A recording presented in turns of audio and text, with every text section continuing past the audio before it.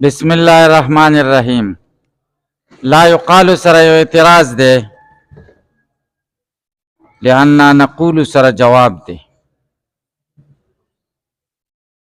اعتراض دا ده خلق د خدای صفت ده. معتزله چې د خدای صفت مخلوق لور کوي، مخلوق له خالق وای، پکار د چې معتزله او ته مونږ مشرکین وایو. حال دا دی چې معتزله او ته مونږ مشرکان نه وایو. د جواب کوي مشرکان ورته ځکه نه وایو چې شرک دی ته وایي چې اثبات د شریک د الله سره په ذات کې وکي، او معتزله او په ذات کې د خدای سره څوک نه دي شریک کړي. دویم نمبر شرک دی ته وایي چې اثبات د شریک د خدای سره په استحقاق د عبودیت کې وکي. خدای څنګه مستحق د عبودیت دی، همدارنګه پلان کې مستحق د عبودیت دی، دې ته شرک وایي. معتزله او د خدای سره څوک په استحقاق د عبودیت کې هم نه دي شریک کړي، لہذا دوی ته مشرکان نه ویل کی. اس اشتراک اسمی دی، خدایم خالق دی او مخلوق ته هم خالق وای. خو د خدای د خلق او د مخلوق په خلق کې د ځمکې او د اسمان بلکې د دې نه زیات فرق دی. الکه په پوه شئ څنګه فرق دی؟ تا تم عالم وای او خدای تم علم وای. علم وصف مشترکه دی بین الخالق والمخلوق، و علم د خدای ذاتی دی او علم د مخلوق منتزع من الغیر دی. فرق دی پکې دغه شان. معتزله که بنده ته خلق ثابتوي، خو هغه خلق خو داسې خلق نه دی لکه د خدای خلق. هلکه پرې پوه شوئ؟ لا یقال څوک ونه وایي فالقائل بکون العبد، قائل په دې خبره چې عبد خالق دی لافعاله د خپلو افعالو، یکون من المشرکین، دا خو به د مشرکانو نه دون الموحدین، نه د موحدانو نه. په کار ده چې دې ته موږ مشرک په یو سره ده دې چې د اهل سنت و مذهب منصور دا ده چې اهل قبله او ته به کافر نه وایي. اهل قبله چاته وایي چې ستا قبلې ته څوک مونځ کوي، ستا مذبوحه حلاله څوک خوري، دې ته څه وایي؟ دې ته اهل قبله وایي. اهل قبله ته کافر اهل سنت والجماعت نه وایي. امام ابو حنیفه رحمه الله فرمایي یو سړی یو خبره وکړه، په هغې کې 99 احتمالات د کفر دي چې دی پې کافر کیږي، او یو احتمال پکې دا ده چې نه دی کې دا تعویل کیدی شي چې دی پې نه کافر کیږي، نو ته به هغه تعویل ته ترجیح ورکې چې دی پې نه کافر کیږي، کفر نه پې راوباسي، دا نه چې تی کفر کې ورننه باسي. هلکه پې پوه شئ؟ او زمونږ څه حال دی، خدای دې رحم کرم وکړي، بس دا کافر دی او دا کافر دی او دا کافر دی او دا کافر دی، او یو د 5 کسانو سره بس هم دی مسلمان دی، او دا بل د 5 کسانو سره بس هم دی مسلمان دی، ټول 10 کسان مسلمانان دي او نور ټول کافران. حال دا دی چې موږ فخر کوو چې مسلمانانو عددي شمیره دا د ټولو قومونو نه زیاته ده. په دنیا کې موجوده وخت کې یو عرب یعنی 100 کروڑه، یو 40 کروڑه مسلمانان دي. څومره؟ یو 40 کروڑه، او 50 کروڑه عیسایان دي نصارا، او 2.5 کروڑه یهودیان دي. هلکه پې پوه شئ؟ موږ فخر کوو چې مسلمانان دومره ډیر دي، یو 40 کروڑه، یو عرب او 40 کروڑه، او چې تا دام کافر کړو، دا دیم کافر کړو، دا دیم، نو بیا خو دې موږ غر کړو که نه، بیا خو موږ نه دا نور ډېر شو که نه. هلکه پې پوه شي که پې پوه نو اهل قبله او ته به کافر نه وایي. لأننا نقول ځکه موږ وایو الاشراکو شرک هو اثبات الشریک، دا د خدای شریک ثابتول دی د خدای سره په الوهیت کې، په معنا د وجوب الوجود کې لکه خدای چې څنګه واجب الوجود دی بل داسې واجب الوجود وکړي. کمال المجوس لکه مجوسیانو چې څنګه ګڼلی و د خیر او د شر د پاره چې کوم دی دوه خدایان ګڼلي، یو مالک د خیر دی اهرمان او یو مالک د شر یزدان. او به معنا استحقاق ریا شرک کول دی ته وایي چې په معنا د استحقاق د عبادت سره چې مستحق د عبادت دا غیر دی. کما لعبدت الاسنام لکه د بوتانو عبادت کوونکو چې دا صورت حالو. یا لکه عبادت چې بوتانو ته کوم خلکو کاوه نو هغوی خدای مانه که نه مانه مانه که نه. الله تعالی وایي ولئن سألتهم من خلق السماوات والارض ليقولن الله. که د دوی نه ته تپوس وکړې چې ځمکه او اسمانونه چا پیدا کړي نو خامخا به وایي چې الله پیدا کړي. الله خو یې مانه خو دا نورې د خدای سره شریکان جوړول ولې وایي دا د خدای نازولي دي خدای له بنګه په دې نږدې کېږو. سوره زمر کې وایي که نه ما نعبدهم الا لیقربونا الی الله زلفا. منګه د دې عبادت نه کوو مګر دې دپاره کوو چې دوی منګه خدای ته نږدې کړي په نزدېکت سره. او هؤلاء شفعاؤنا عند الله دا زمونږ سپارشیان دي خدای ته به زمونږ سپارش کوي چې دا پرېږده. هغې د شفاعت قهري قایل و. شفاعت قهري دې ته وایي چې خدای دې دوزخ ته چې هغه به دې راکش کوي جنت ته به دې بوځي.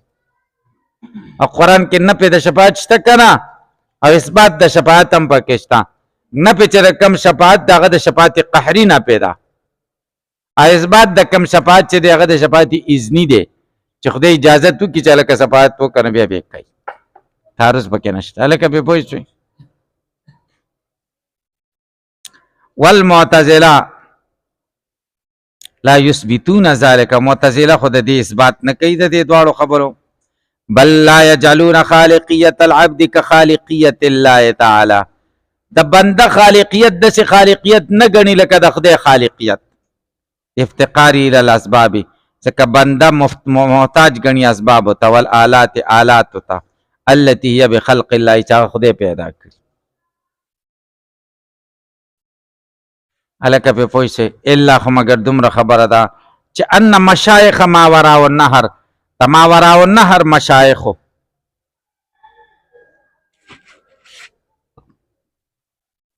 هلکه د فقه کتابونو کې دوه قسمه مشایخ ذکر کیږي. یو ته ما وراء النهر مشایخ وایي یا ته بین النهرین مشایخ وایي. بین النهرین د مشایخو نه د دجلي او د فرات په منځ کې د عراق د کوفي د بصري او د بغداد مشایخ مراد دي. ځکه هغه د دوو نهرونو په منځ کې یو طرف ته دجله ده بل طرف ته فرات دي. هلته هغې ته مشایخ د بین النهرین وایي. او د ما وراء النهر نه مراد د مرکزی ایشیا مشایخ دي. روس د ملکونو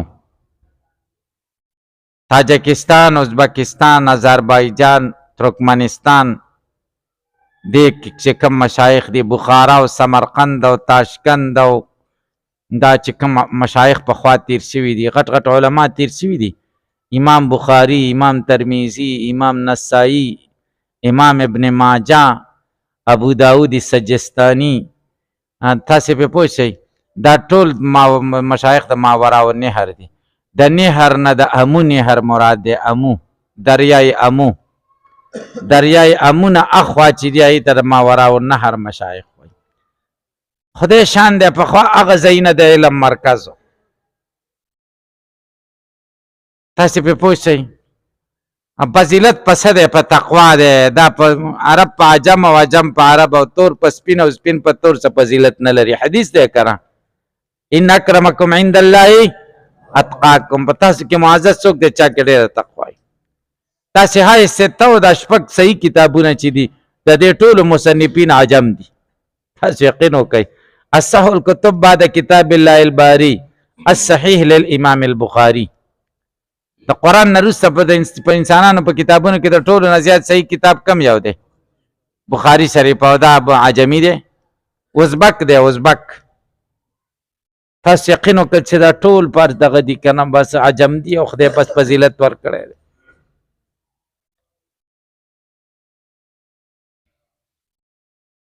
اشاعر و حسن ز بصره بلال ز حبش صهیب ز روم ز خاک مکه ابو جهل این چی بوالعجبیست. حسن د بصره او بلال د حبش او صهیب د روم نه راغلی او په نبی علیه السلام عاشقان شوي وو او ابو جهل د مکې د خاورې نه پیدا و. این چی بوالعجبیست، دا څه تعجب خبره چې تاسې وګورئ د نبی علیه السلام د کور او د ابو جهل د کور په منځ کې ټول 20 متره مسافه نه ده، 20 ګزه مسافه پکې نشته، یو 20 ګزه مسافه به وي پکې. د نبی علیه السلام د پیدایش چې کوم ځای کې پیدا شوی هلته اوس مکتبه ده، کتابخانه جوړه ده او د هغې نه چې کعبې ته لاندې راځي دغه جوړ شوي دي، لیټرینونه جوړ شوي دي. دا لیټرینونه د ابو جهل کور، د ابو جهل په کور کې لیټرینونه جوړ دي. نو مسافه یې لوږه ده. نبی علیہ السلام به چې کعبې ته راته نو د ابو جهل د کور په مخه به راته هلکه پې پوه شي او مخامخ ورته د ابولهب کور دی، هغې باندې غټه بنګله ور جوړه ده، غره دی د ابولهب کور. نو دومره لږه مسافه او دومره قریبي رشته دار او دومره نږدې ګاونډي او بیا کافر، او په کافرانو کې هم څنګه کافر چې سخترین کافر. نو د ماوراء النهر علماو قد بالغوا فی تذلیلهم، هغوی مبالغه کړې ده په ګمراه کولو د دې معتزلو کې په هذه المسله، په دې مسله کې. حتی قالو تر دې پورې چې د ماوراء النهر عالمانو وویلي ان المجوس اسعد حالا منهم، مجوس خو ښه په ډېر ښه حال کې دی د دې خنزیرانو معتزلهونه. ولې حیث لم یثبتوا الا شریکا واحدا، ځکه هغوی نه ثابتوي مګر خدای سره یو شریک ثابتوي. والمعتزله یثبتون شرکاء لا تحصى، او معتزله خو دومره شریکان خدای سره ثابتوي چې د هغې تشمیر نه کېږي، هر بنده ته خالق وي. هلکه خدا د هغوی په جذباتو خبره ده، ها د فتوی خبره نه ده. فتوی خبره دا ده چې معتزله کافر نه دي، خو ګمراهان دي. ښه معتزله څه وایي؟ معتزله چې معتزله وایي چې د بنده افعال خالق د بنده دي. د هغې دلیل څه دی؟ واحتجت المعتزلة، دلیل نیولی دی معتزلو چې بأن نفرق بالضروره، منګه جدایي راولو بالبداهه بین حرکت الماشي، په مابین د حرکت دغه سړي کې چې په لاره رواني، و بین حرکت المرتعش، او په مابین د حرکت د هغه سړي کې چې هغه پالج وهلی لاسې داسې خوځېږي او په لاره رواني خوځېږي. نو موږ په دې کې معتزله وایي فرق کوو چې د اولنی حرکت اختیاري دی او دا دویم حرکت غیر اختیاري دی. نو موږ دا وایي چې ان الاولی باختیاره دون الثانیه، چې اول حرکت په اختیار د ماشي دی دون الثانیه، دا دویم په اختیار د مرتعش کې نه دی. نو چې په اختیار کې شنو د خلق شو، او دا بل چې په اختیار کې نه دی نو دا د په خلق کې نه دی. وبأنه لو كان الكل بخلق الله تعالی، بل خبره دا کوي که دا ټول کارونه د الله په تخلیق شي لبطلت قاعدة التکلیف، د تکلیف قاعده به باطله شي. یلکه بنده په منځ مکلف دی چې منځ وکړه که نه دی مکلف، نو چې دا د خدای پیدایش مخلوق خو نه که نو بیا مکلف کولو څه پیدا شو. والمدح مدح به ختم شي، چې سړی مونځ وکړي موږ وایو دا ښه سړی دی، نو چې په مونځ ده وکړو پیدا کړی خدای دی نو دله پې ښه سړی څه وایي؟ سله وایي. چې مونځ پیدا خدای که نو ښه سړی پې دله سله وایي. وزم یا زم، یو سړی غلا وکړه، غلط کار یې وکړه، دله موږ غلط سړی وایو که نه. نو چې ده نه ده پیدا کړی خدای پیدا کړه نو خدای دله بدي ولې وایي. والثواب والعقاب وهو ظاهر، او چې خدای مونځ پیدا کړه دله پې ثواب ولې ملاویږي، او چې خدای غلا پیدا کړه نو دله پې عذاب ولې ملاویږي. وهو ظاهر. والجواب جواب دا چې ان ذلك انما يتوجه على الجبريه، دا خبر استاسو متوجه کیږي جبریه او ته چې قائلین دی په نفي د کسب او اختیار اصلا، هغه نه کسب خدای ته بنده تمنی او نه ورته اختیار واما نحن هر چې مونږ یو فنثبته کسب خو ثابتو علی ما نحقق ان شاء الله لکه دا به مونږ بیان کوو ان شاء الله. نو دته چې زم او مدح کیږي او ثواب او عقاب دا خو به کسب کیږي او دې کسب کوي بس بکور